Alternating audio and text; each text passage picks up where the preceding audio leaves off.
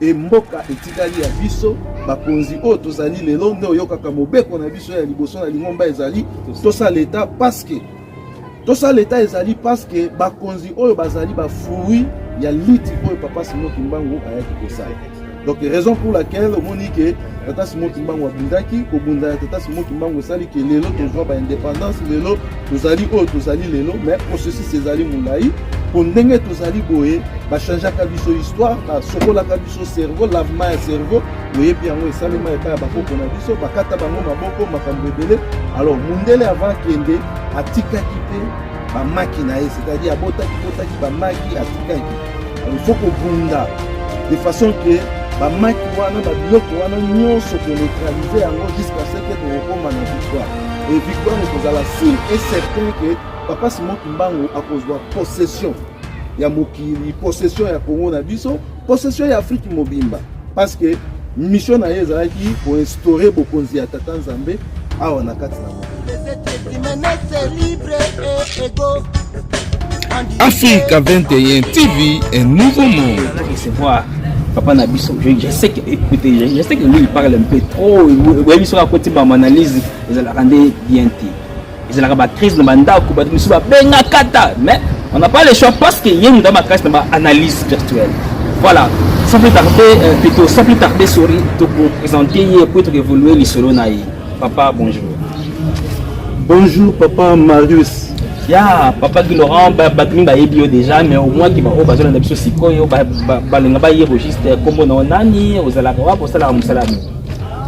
OK, merci tout d'abord. Un respect à la téléspectateur ton separateur dans la lunette. Ngai comme ngai papa Guy Laurent Lobela, autrement dit analyste spirituel. OK, balandia radio télévision qui m'angiste yo papa Guy Laurent tous en amont solo mukie to kamano mukie pendant 10 minutes à 15 minutes. Mais d'abord avant de banda ko selanga na yo papa Guy Laurent boni santé, boni d'abord émission na yo et boni mamozo. Vraiment santé rali très bien. Tous a ko évoluer toujours na sima boussole papa Simon Kimbangu kiangani po to benga ye base de la spiritualité na biso pour contrôler 4 coins du monde, c'est-à-dire azo contrôler mokili mobimba na o Italie sur le plan spirituel. Donc tout a toujours simanae, donc santé ça très bien. Merci pas Marius. OK, merci papa Guy Laurent il na biso zali le ka liboso to liki d'abord to yokayo c'est la biso analyse qui pendant 5 minutes to solo papa Guy Laurent après il y a akambote événement aux les kana minute na prénani na Congo ezali n'ébité sur les informés date le 6 avril le gouvernement congolais na Koloba en général en particulier chef d'état Félix Antoine Tshilombo a pécité là le gouvernement congolais ba députés nationaux ba sénateurs ça je salue papa Bahati ainsi que Pamboso Bafandi Balobi, journée le 6 avril, il faut la publier officiellement. Férié, chômé férié, et payé, j'ai payé. Yo d'abord, on a papa Guy Laurent, analyse spirituelle. Analyse ni costal après promesse Mbonzaboule, plutôt, il y a Mkondi, il y a Mboka, 2 ans après, les lois qu'on est salariés. Tout le monde merci beaucoup, papa Marius. Namotuna Otunibiso par rapport à la journée à le 6 avril. Oyo son excellence Félix Antoine Tshisekedi ayaki copé sa ordre na ba chambre et à parlement de façon que va traiter dossier wana de façon que journée à le 6 avril les à la férié et chômé et puis payé na mboka na biso to yebi que depuis na ouverture ya misé papa Simon Kimbangu na mboka Yerusalemi mokonzi ya mboka ayaki nde esika nini azwaki message oyo apesaki yango na bakonzi ya parlement po ete bakoka koétudier dossier wana vraiment pour na biso koyoka tout d'abord sango wana ezalaki esengo mingi parce que ezali moko ya baprocessus ya makambo oyo tata Simon Kimbangu azalaka na posa mboka na biso et reconnaître yango de façon que ye moko tata Simon Kimbangu ayeba ko guider bango. Donc pour na koyoka ke loi to ordonnance bimaki signé par mokonzi ya mboka ezali esengo tout d'abord epai ya biso bakimbangiste ezali pe esengo et pas il y a peuple congolais, ezali pe esengo et pas il y a peuple africain à travers le monde. Mais tokoloba boye Papa Marius, gouvernement na biso azali ko devoir Papa Simon Kimbangu makambo ebele. Donc reconnaissance, il y a journée, il y a le 6 avril, et ça la chômé, payé, et ça va férié, chômé et puis payé. Les alinano, inafouté nenge tolobaka, les alinano inafouté parce que wane zali reconnaissance, il y a journée. Mais ça tali d'une manière spirituelle, mboka na biso ils ont un problème. Problème au mboka na biso ils ont un ils allaient vis-à-vis, il y a Papa Simon Kimbangu. C'est-à-dire, mboka na biso, il y a un problème na Papa Simon Kimbangu. Il y a un moni, la guerre, souffrance, makambo ebele, oyo biso peuple congolais, ils allaient subir, ils allaient parce que, le bossanaki, Papa Simon Kimbangu. Alors, naba message ya Papa Diangenda, naba message ya Papa Simon Kimbangu, bazali ko senga kaka. Papa Simon Kimbangu azali ko senga kaka eloko moko. Azali kosenga reconnaissance et ce qui gouvernement nabiso et reconnaître Papa Simon Kimbangu et à partir de ce moment-là aujourd'hui Papa Simon Kimbangu totie na esika na ye et Papa Simon Kimbangu akobalola elongi na ye vers biso pe nyonso oyo tozali na yango posa na mboka na biso tokozwa yango déjà acte oyo basali ya kopesa journée ya le 6 avril comme journée fériée payé et puis chômé, ils allaient actement il y a pour encourager bango, c'est-à-dire bah comme il kende vers compréhension, il y a makambo oyo Papa Simon Kimbangu a yebisa ki et puis compréhension il y a makambo oyo et kangi biso na Congo pour être développé pour être tout ça makambo de ndenge Papa Simon Kimbangu a l'attaque. Donc on a mo poussé par rapport au motuna au pays pour qui répondre tout d'abord ndenge wana. Ok, Papa Laurent, ce qui te l'a dit, yo non, le boss n'a raison, vous dites vraiment ici. Mais toi, maintenant, je crois des années coulées. Tu l'as dit, sénateur, Papa, ancien ex-président de Congo, Papa Nabiso Kabila, Yé, Abimisaka, Papa Simon Kimbangu, on a gouvernement, on a bien dit, Abimisaka, Papa Simon Kimbangu, on a prison, dans Bandangu. Et aujourd'hui, Papa Nabiso Aïe, Tshisekedi Aïe, a vu date le 6 avril, a vu à Tombolier. Parce que il innocence, Papa Nabiso Kabila, à la Kisaki dans Mukilike, Papa Simon qui m'a innocent dans la prison, Abimis dans la prison. Allez, Papa Nabiso Fachi Aïe, à Tombolier en Soussou. N'habitez Papa Laurent, expliquez-nous pourquoi phénomène Wana, d'abord Abimis dans la prison, après Tombolier. Pourquoi Actiwana, pourquoi phénomène Wana? Papa Marius, il y a la différence. Différence est on a pesayo ezali seront par réflexion spirituelle. C'est-à-dire reconnaissance il y a journée, il y a le 6 avril état comme journée fériée, chômée et payée. Ezali reconnaissance il y a Papa Simon Kimbangu. C'est-à-dire ce que tali na ordonnance loi oyo son excellence Félix Antoine Tshisekedi a signaki à lobby ezali tout d'abord journée oyo ezali pour rappeler biso combat ya Papa Simon Kimbangu et puis à lobby ezali journée ya conscience africaine, c'est-à-dire pour rappeler biso combat ya Papa Simon Kimbangu na conscience africaine. Donc ezali lokola son excellence Félix Antoine Tshisekedi azui likambo ya Tata Simon Kimbangu atie yango na mesa, c'est-à-dire tout Africain, tout Congolais, il faut toyer pour la likambo ya Tata Simon Kimbangu, c'est-à-dire to ramener conscience na biso et si kamoko pona boye pola lutte to combat oyo Papa Simon Kimbangu abundaki, c'est-à-dire eza lokola Papa na biso son excellence Félix Antoine Tshisekedi a sali déjà musala na ye ya kozwa likambo oyo atie yango likolo ya mesa et puis abengi biso ba africain nyonso, abengi biso ba congolais nyonso to ramener conscience na biso pona koyekola à la profondeur likambo oyo ya Papa Simon Kimbangu. Tango to koyekola ensemble passe ya Tata Simon Kimbangu, c'est-à-dire avec une conscience africaine. Toujours la conscience moko terre à terre, a une conscience africaine. Likambo ezali ko concerner Afrique mobimba, likambo ezali ko concerner mokili mobimba, c'est-à-dire ba noir et nyonso esika bazali. de ramener conscience na biso ensemble, de étudier litre de combat ya Papa Simon Kimbangu. Papa Simon Kimbangu azalaki nani? Papa Simon Kimbangu asalaki nini?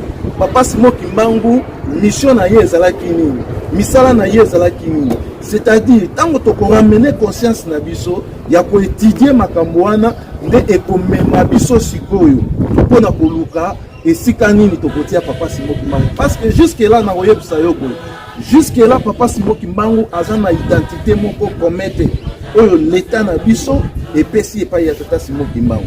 Parce que soki otali bamisusu bazali kobenga Tata Simon Kimbangu azali mvuluzi, bamisusu bazali kobenga Tata Simon Kimbangu azali ntumwa, bamisusu bazali koloba azali Saint-Esprit, bamisusu bazali koloba azali prophète. Mais soki otuni batu wana nyonso, mécanisme nini, stratégie nini, ou bien examen nini oyo salaki po yeba ete Tata Simon Kimbangu azali prophète? Akoyebisa yo ke azali prophète parce que mutu songolo alobaki ke azali prophète. So tunie azali mvuluzi na sens nini? Akoyebisa yo ke Papa Simon Kimbangu asalaki boye yango mutu na biso pe koko na biso alobaki te Tata Simon Kimbangu azali mvuluzi. C'est-à-dire acte ou bien ya kopesa ordonnance oyo elobiete le 6 avril ezali journée ya kokanisa combat ya Tata Simon Kimbangu na conscience africaine. Donc ezali déjà pas oyo ko permettre biso ba africain partout dans le monde to étudier likambo ya Tata Simon Kimbangu, to yeba mission ya Tata Simon Kimbangu ezalaki nini, misala nini Tata Simon Kimbangu asalaki, et à partir de ce moment-là nde ekomema biso na kotia Papa Simon Kimbangu na esika na ye. C'est-à-dire à partir ya wana nde tokolobela sikoyo kotombola Papa Simon Kimbangu, parce que jusque là l'état na biso nanu etomboli Papa Simon Kimbangu te. L'état na biso epesi biso kaka babenga yango epesi biso kaka stage moko boye ya réflexion po to réfléchir to yeba bitumba nini Tata Simon Kimbangu akundaki puis nini oyo Tata Simon Kimbangu ayaki kosala. Donc bref naoki koloba yango ndenge wana po ete ntango tokoyekola biloko wana nde ekomema biso sikoyo na esika oyo tokotia Papa Simon Kimbangu, esika oyo ezali mama na likambo pasi na biso ya Congo ekangameli esika wana, reconnaissance ya Papa Simon Kimbangu, souffrance ya biso bayindo à travers le monde ekangami esika wana, reconnaissance ya Papa Simon Kimbangu. À partir de ce moment-là tokoyekola Tata Simon Kimbangu na ndenge ya divagation te, tokoyekola Tata Simon Kimbangu na ndenge ya terre à terre te. N'importe quel monde akoki lisusu koya ko témoigner que Tata Simon Kimbangu azali kombo boye ou bien kombo boye ezali te. L'état ekopesa Papa Simon Kimbangu identité na ye et mutu nyonso akoreconnaître identité wana. Nde à partir de ce moment-là Papa Simon Kimbangu akolakisa elongi na ye vers biso mpe makambo ekende liboso. Voilà na motuna wana ndenge nakoki korépondre. Ok, Papa Guy Laurent, merci. Mais Papa Guy Laurent, est-ce que oui, cette question, je vais maintenant poser cette question. Son Excellence, Papa Félix Antoine Tshisekedi Tshilombo, avant de faire la Papa Guy Laurent micro, président, merci, il fallait plus dans la société. Na Australie, Afrique, na Australie, Congo, mais président, est-ce que, et ça une question pour ça, et ça peut demander, est-ce que moyen exalter son Excellence pour revoir quel campo Papa na biso Kasavu alingaki kosala mais asala kité ya ko proclamer lelo église kimbangiste, église d'État na RDC. Papa Guy Laurent. Merci beaucoup Papa Marius. To senga na ba Congolais il faut baye ko la histoire ya mboka na biso. Olobi eloko moko très important ya koloba ete son excellence Félix Antoine Tshisekedi ba meka ko réfléchir pour na koluka pour décréter peut-être l'église kimbangiste à l'État comme église d'État. C'est-à-dire, ezali likambo ya kosenga te. Ezali likambo pe ya kobondela te. C'est-à-dire, ezali droit na biso. Ezali droit na biso. Ndenge na uti koloba tout à l'heure. Makambo ya Papa Simon Kimbangu, son excellence a sali déjà ou esengeli ya sala. Azui a ramené conscience africaine pour étudier le combat de Tata Simon Kimbangu. Tokanisa combat de Tata Simon Kimbangu et puis biso nyonso ba africain to tia conscience na biso ensemble. À partir de ce moment-là, ndesiko ekomema biso na koyeba Tata Simon Kimbangu azalaki nani, musala na ye azalaki nini et mission na ye ezalaki nini na kati na mokili. Et tant que étudier bato ya mayele bakosangana nde ekomema bango sikoyo na kotombola Tata Simon Kimbangu, kotombola pe œuvre oyo Tata Simon Kimbangu ayaki kosala. C'est-à-dire œuvre oyo Tata Simon Kimbangu asalaki ya église Kimbangisa. C'est-à-dire oyo Félix Antoine Tshisekedi asali ezali déjà moko ya banzela oyo ye afongoli. Alors tango bato ya mayele bakosangana, tango bato ya mayele bakofanda mpona koétudier bamakambo ya Tata Simon Kimbangu nde ekomema biso na valorisation ya œuvre ya Tata Simon Kimbangu, ekomema pe biso na valorisation ya Tata Simon Kimbangu. C'est-à-dire wana za nango ezali processus mobimba outi oloba tout à l'heure Kabila Kabange alongolaki Papa Simon Kimbangu na prison, et son excellence Félix Antoine Tshisekedi a ramené conscience na biso nyonso ba africain pour na koétudier lit ya Papa Simon Kimbangu. Peut-être le reste oyo etikali ye mutu akosala yango ou soit batu oyo bakoya ko compléter mission, parce que il faut tokoma na bitumba oyo tina suka. Papa Marius ezali processus moko ya munene mboka na biso bakoko na biso bamonaki pasi. Est-ce que oki koyeba ete mboka na biso ya Afrique Congo, précisément na Congo, tozalaka propriété privée ya un individu. Alors Tata Simon Kimbangu tango amoni ete individu wana to batu wana babandaki konyokola biso makasi, ye ayaki abundi contre tous ces individus, et puis abundi na bango, a gagné bango pe abengana bango, et mboka etikali ya biso bakonzi oyo tozali lelo nde oyokaka mobeko na biso ya liboso na lingomba ezali tosala l'État, parce que bakonzi oyo bazali bafui ya liti oyo Papa Simon Kimbangu ayaki kosala.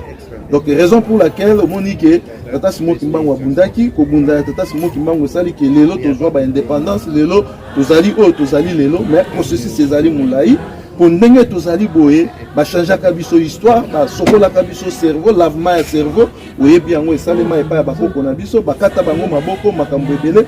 Alors mundele avant kende atikaki pe ba maki na ye, c'est-à-dire botaki ba maki atikaki. Alors il faut ko bunda de façon que ba maki wana ba biloko wana nyonso ko neutraliser yango jusqu'à ce que tokoma na victoire. Et victoire ekozala sûr et certain que Papa Simon Kimbangu akozwa possession ya mokili, possession ya Congo na biso, possession ya Afrique mobimba, parce que mission na ye ezalaki ko instaurer bokonzi ya Tata Nzambe awa na kati na mokili. Ok, merci Papa Guy Laurent. Tu as dit biso mais tu as plutôt que na yo, mais rapidement Papa Guy Laurent avant tu vois Kende. D'abord son excellence président, merci. Gouvernement congolais, merci. Papa Baat également, Sénat, merci. Papa Mbosso, Assemblée nationale aussi, merci. Et merci à tout le peuple congolais. Papa Guy Laurent, non, c'est la direct avant de coquer. Les Cambo Mbuta Nangaye le 6 avril, les Pessi Pali, les Pessi, les Bouchissé Moki, un certain prophète, donc la Kotanga Kobonae, Denis Les, à lobby, à Zandenge Mokona, Papa Simon Kimbangu, à Salam Miracle, Ndenge Mokona, Papa Simon Kimbangu, il n'y a pas de mérité, trophée, ou quelque chose. Avant de coquer, Papa Nani spirituel, il faut pas. Merci beaucoup Papa Marius. Nalinga tout d'abord on a le waboué. Combo il y a analyste spirituel. C'est-à-dire biso to étudiaka, to yekolaka, nyoso o ezali spirituel. Donc les hommes spirituels, ils ont domaine na biso ya koyekola bango. Les faits spirituels, ils ont domaine na biso. Donc tout ce qui est spirituel, ezali biloko na biso ya matin midi soir. Donc biso tozali ba analyste spirituel, mutu nyonso oyo azali spirituel.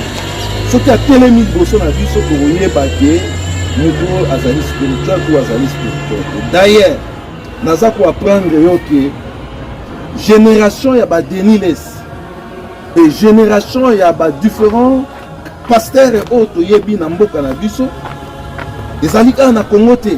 En Afrique, bazali ba agent oyo bauti na agence, et agence wana ezali agence ya déstabilisation ya un peuple, et bazali na trois éléments oyo ba utiliser ba pasteur, utiliser les musiciens et puis utiliser la compagnie à Masanga dans les pays d'Afrique. Net na mboka na biso tozali na Bralima, tozali pe na Inipra.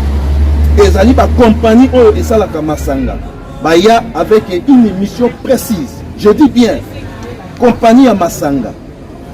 Ba pasteur na ba musicien bazali 3 batu oyo bazali na mission spéciale ba uti na agence moko boye na poto ndenge yebani. Ba oki ko sala yango de manière consciente ou inconsciente. Mission na bango ezali yako lalisa peuple congolais. Vous comprenez papa Marius, c'est-à-dire tant que tout la Denis Lesibou sans kozala na haine na ye, sans kozala na sans parti pris na ba mission na biso bato to étudiaka ba fait spirituel. To benga bango ce sont des ramassis spirituels. Oyebi soki ba ramassis spirituel ezani. Te papa. Panza Baramasi spirituel ezali batu oyo bana spiritualité moko ya pamba pamba, sans fondement, sans objectif et puis sans vision. To bengi bango baramasi spirituel. Aokoza na quartier na bino aoye ko la bino ba misaka. Batu biso benga bango ba voyant, je me souviens. Aoye ko la bino ba misaka. Biso tango to lo ba prophétie, toujours lo ba prophète. So tali ba prophète o ba ya na Bible na sima ba prophète o prophète mususu na ba ya. C'est-à-dire nzambe tinda prophète mususu te. Ba o nyonso bazo sa ba miracle ba oki ko mipesa ba kombo na ndenge na bango. Mais nzambe atinda prophète mususu te. Nzambe ye moko nde aya. Ozola ndangai nzambe atinda ba prophète na tango akala cette fois-ci amonaki ke basali na nzambe oyo bakoki ko gérer mokili parce que Satan akomaki na phase ya suka. Nzambe akiti ye moko atindaki prophète te, ye moko tata Simon Kimbangu, le père de Jésus-Christ, akiti aye ko gérer mokili. Tangu babelge bazokata biso misato, tangu babelge bazokata biso maboko, prophète nini oyo akokaki kotelema po ayebisa babelge moto moyindo akokoma mondele, mondele akokoma moyindo. Azalaki te sauf papa Simon. Tangu baba belge bayaki na mboka na biso bazali kozwa bakoko na biso baza konyokola bango, baza kobeta bango fimbo, ba train oyo monaka o ba rail ya ba train, c'est-à-dire bakoko na biso batonga yango yeba ba rail ya train za musala moko ya facilité, ezali ba travail moko dire. Nani ayebi histoire ya ba vente ya ime o esalema na Afrique te. Et tango babelge bazosala musala, tango bakolo bazosala musala wana, baprofete nini oyo bazalaki oyo baokai kotelema mpona liboso ya kotala yebisa kotelema oyo bazalaki te, esengaki profete te, esengaki nzambe ye moko akita alati nzoto na kombo ya papa Simon Kimbangu e aye alakisi mindele ke mokili ezali ya ye, abengani mindele barmagedo basoda ya mikuse babima misato. Et basoda wana misato Denis azalaki te, Denis azalaki te, wana ezali papa Marius ezali ba agent oyo bauti na agence oyo bazali ko contrôler mokili sur le plan physique. Alors biso tozali na papa Simon Kimbangu neti tozoloba awa papa Simon Kimbangu kiangani azali base ya spiritualité, azo contrôler monde.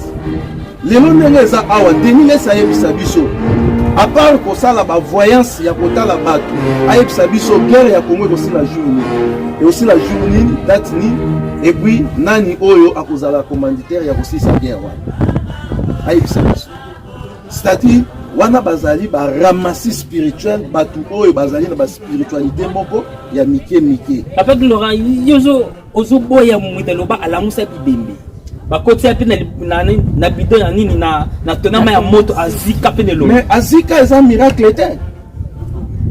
Kozika déjà oleki na processus ma ya moto ezikisaka mutu yango yebe azika. Kozika eza miracle te papa Marius.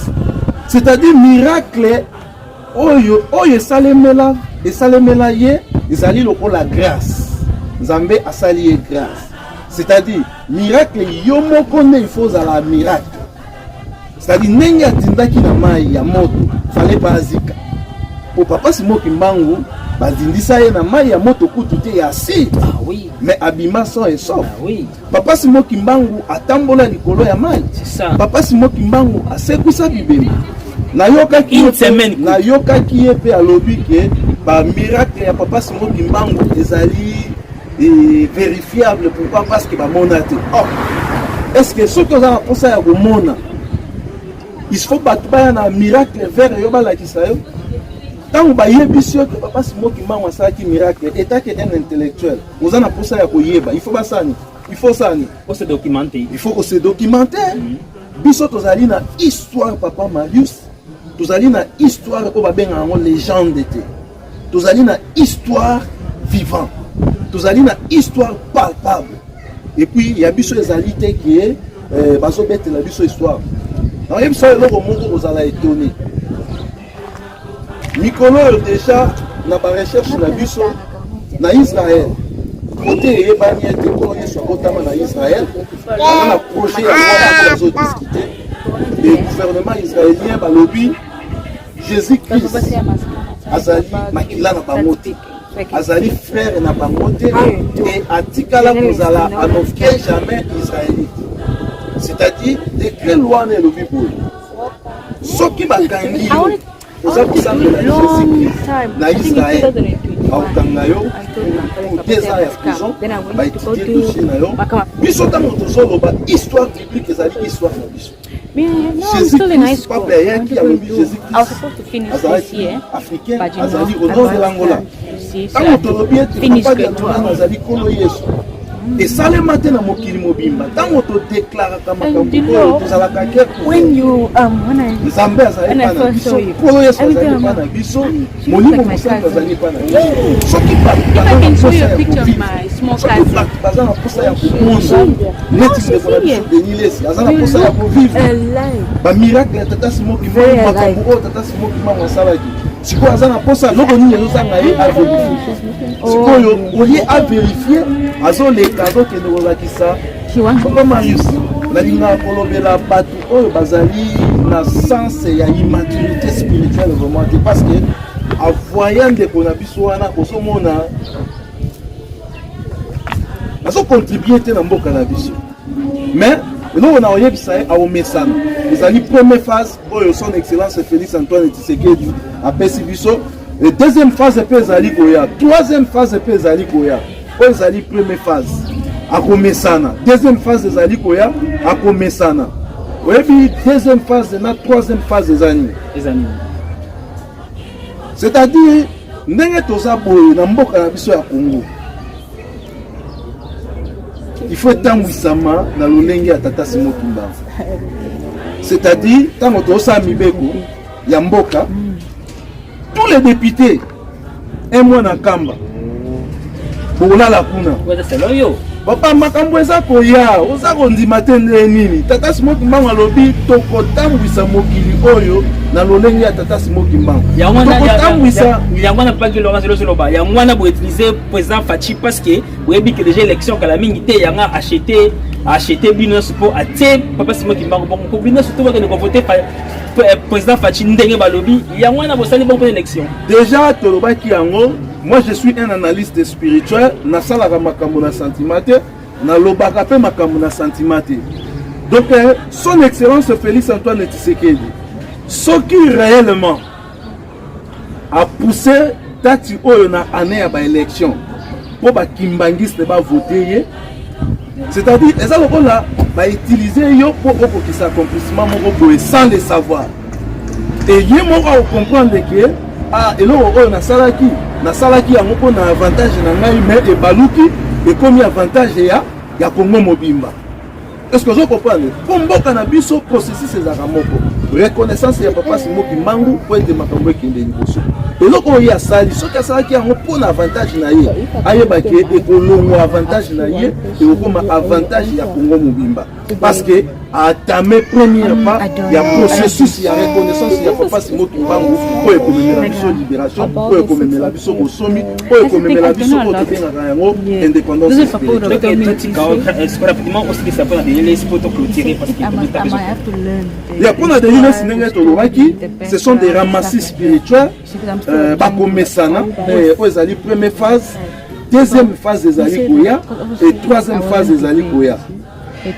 Troisième phase est en Ekoya, on y a genre et a confession au Salema na palais du peuple. Tant balobi confession nationale. On est au qui na palais du peuple, sur son encamp. Tant balobi ndenge zali bo il faut tout ça la loi, ba député nyoso avant ba bimisa ba loi. Faut balala na encamp. Papa Marius, tata simo ki mango ayaki na makambo nyoso. Tata simo ki mango ayaki na makambo nyoso. Jour oyo peuple congolais va comprendre mission ya papa simo ki mango. Et vision na yé pour Afrique. Ndé à partir ya wana. Yango son excellence après c'est bango aval. De réfléchir, mais c'est à Denis laisse de réfléchir.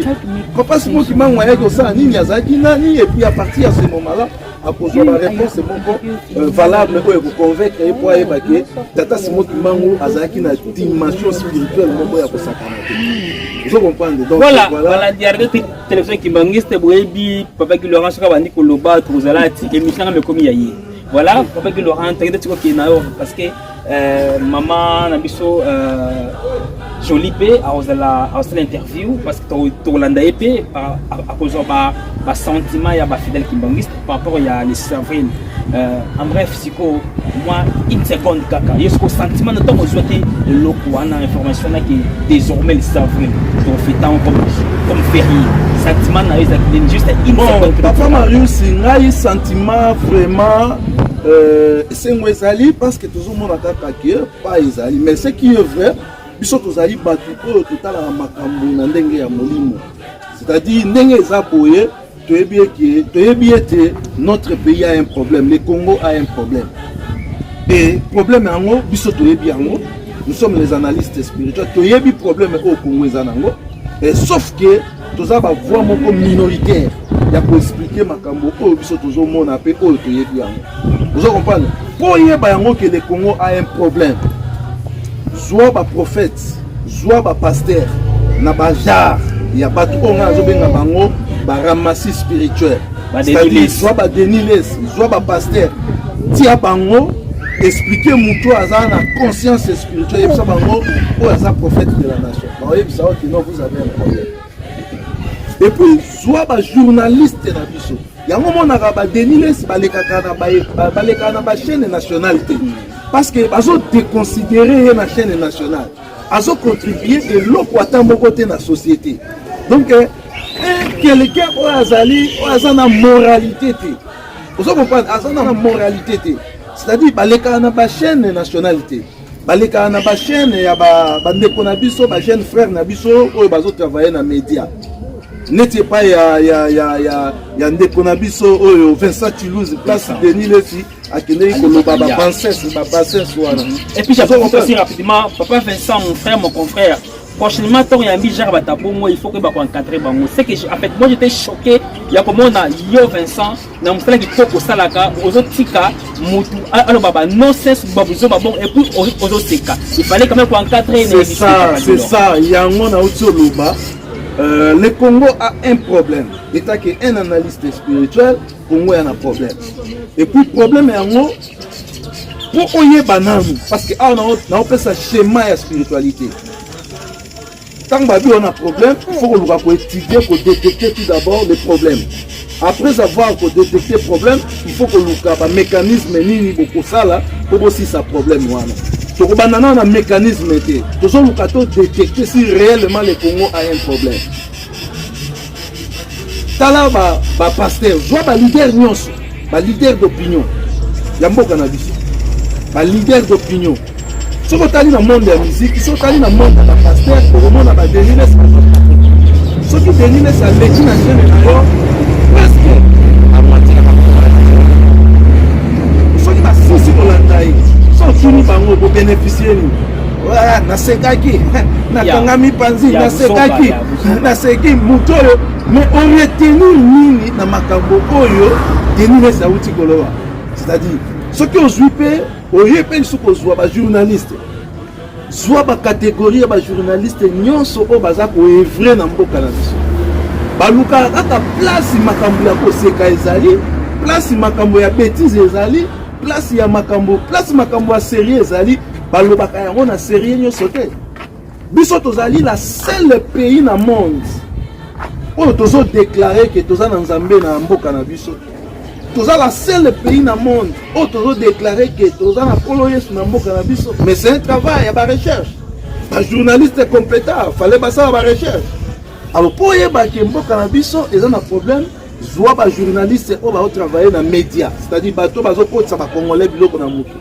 Okomona ke toza na problème. Soki olobi oya na diaspora zwa ba leader ya ba diaspora oyo ezalaka ke soki abimi boye amemi bato ebele osi bandeko na biso baboketu zwa ye morphologiquement telemisa ye wana. Est-ce que kilo ya Congo, kilo ya baintellectuel oyo batanga na poto, kilo ya bamama na biso baza na poto, est-ce que toki otia yango na moto ya boketu aya? Voilà, tout est bien qui finit bien. Bandeko Balandi, radio télévision qui mangiste. Papa Guy Laurent, merci, Tolandi, mais apparemment comme chose a monté, surtout pour la délai. Tellement de tu as monté, non, biso toye pour la déjà. Nana loba et loko moko na lobi les jours où oyo, le peuple congolais va découvrir été pas si haut aux anango, souffrance haute aux anango, ezali, les leaders d'opinion, va continuer à biso et puis va pasteur oyo toye ban. Vraiment Marius, ce n'est pas n'importe qui. Nana découvrir bandakala que génération ba pasteur nyonso oto na bango na mboka na biso ce sont des ramassés spirituels, c'est-à-dire ba recruter bango na agence moko boy bazali na catégorie moko na ba musicien bazali na catégorie moko na ba compagnie ya masanga batinda yango pona destruction na désorientation ya peuple congolais ou peuple africain. Donc on a bango déjà pour comment à niveau à détecter bango, ce n'est pas facile. Et puis n'est pas bango dans tout ça na méchant biso to na combat toujours bunda combat na biso ezali ya kozwa contrôle ya Afrique, ya kozwa contrôle ya Congo, ya kozwa contrôle ya monde. Sur le plan spirituel toujours gérer déjà parce que mambo minene soko tali toyeba kango moni papa Simon Kimbangu soki denile sa kosi réunion mystique na butu. Papa Simon Kimbangu na tongo ayebisi biso bokota mabondeli bato wana déjà bakoti deya ba réunion, c'est-à-dire ba réunion ya monde. Papa Simon Kimbangu aza ko avertir biso et azolakisa biso esika nini tokomi. Et puis tebi même secret à likolo, secret à likolo na secret à likolo na voilà chers téléspectateurs, to sili service na Papa Guy Laurent. Maintenant Papa Guy Laurent pour moi je pense que émission na biso le kalelo to lobby vraiment bolandango et puis to na poster juste ya réaction na bino. Voilà ndapi pona ki na ngai ngapona tikami pona Mama Jolie ni muto akasa biso interview ndenge nini ba kimbangiste bana passe mingi bango ba intervenir par rapport ya date les Afrique. Papa Guy Laurent s'il vous plaît na yo, merci pour inviter ce na moi. Bon ce qui te dit le madame là on a mis un peu au revoir ici dans Zali Mbote Théâtre, Jonathan Mbaki Mbote Théâtre et puis tout ça on peut ça Mbote na ba téléspectateurs nyonso.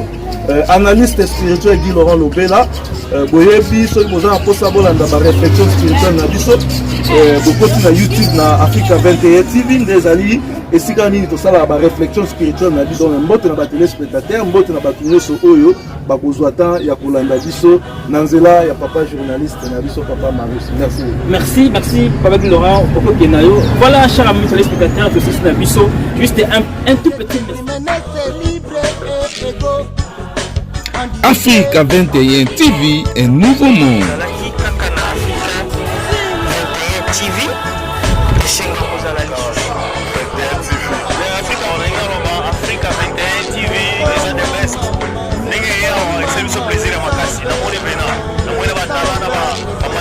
Merci à Africa 21 TV pour la présence. Mais présence et motivé merci pour l'amour. Africa 21 pour information de Africa 21 is the best. Africa 21 TV. Africa 21 TV, un nouveau monde. Courage dans Africa 21 TV. Va continuer Moussandé Baosala